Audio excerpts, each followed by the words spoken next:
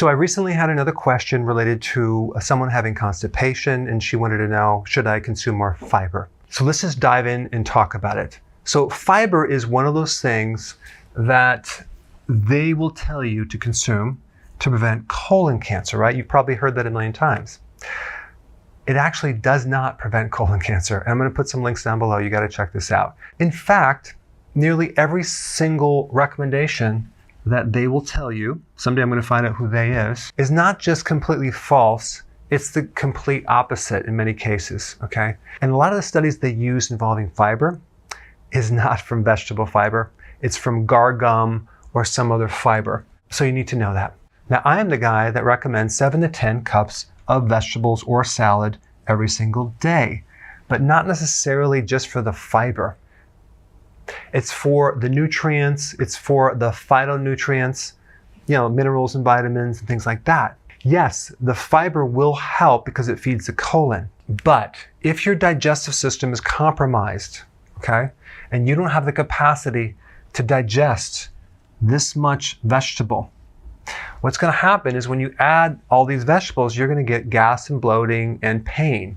So here are the conditions in which you would not want to consume this much salad or vegetables or fiber, okay?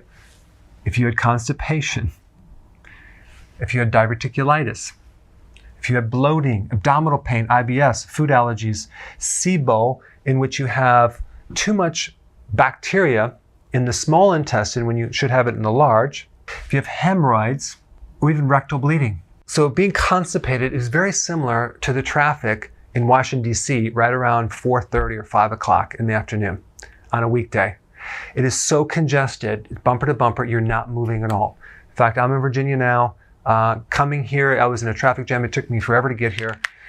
So do we want to add more cars to the congestion? Do we want to add more fiber to a colon that's already impacted? It's illogical, okay? We don't want to add more bulk to a congested colon. What do we want to do? We want to do intermittent fasting. Why? The time it takes for food to go through you is roughly about 35 to 40 hours, okay? Not 24 hours. It's like longer than that. It's 35 to 40 hours. So if you start cutting down the frequency of eating, you'll give your system a chance to process this food. And that would be the most important thing that I would recommend. Start doing intermittent fasting immediately. And I have a link down below if you're new to my channel.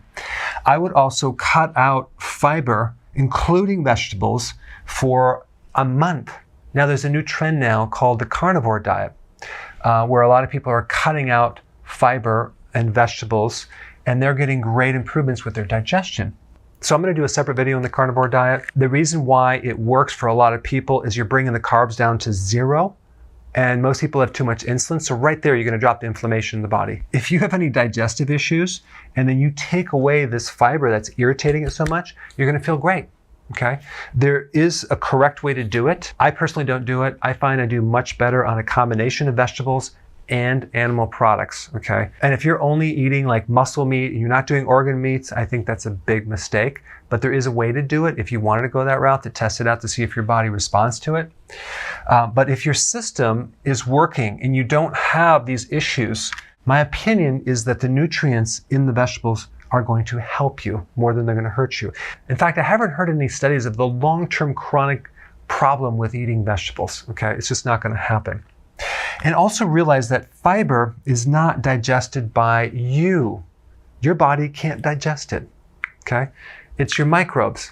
So if there's a microbe problem, either too many microbes or not enough, you're going to have a hard time with fiber because you're going to get excessive, what's called fermentation.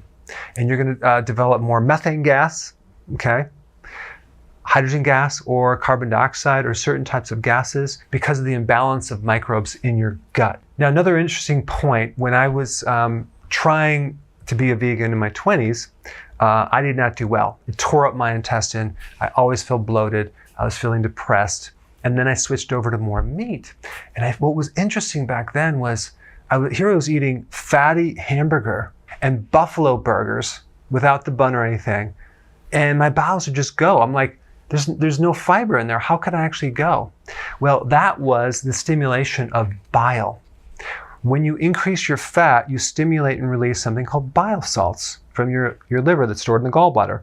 Well, bile salts are a lubricant. It's going to lubricate the colon and help your digestion. So if you have digestive problems, go real low on the vegetables and maybe even cut them out for a period of time. But I do find that when you add more vegetables or fiber, you make this worse. And some of you might respond to replacing your fiber with fermented vegetables, okay, and you'll do very well, unless you have this condition right here, which is SIBO. So you just have to test it out. And this is basically a situation where you don't want to add fiber and you don't want to add probiotics because you have too many bacteria already in the small intestine. You can either get a test to figure this out, or you can just take probiotics and see if it makes you feel better. If it makes you feel worse, then we might have a situation right here. All right, guys, there you have it, and I'll see you in the next video. Hey, if you're liking this content, please subscribe now, and I will actually keep you updated on future videos.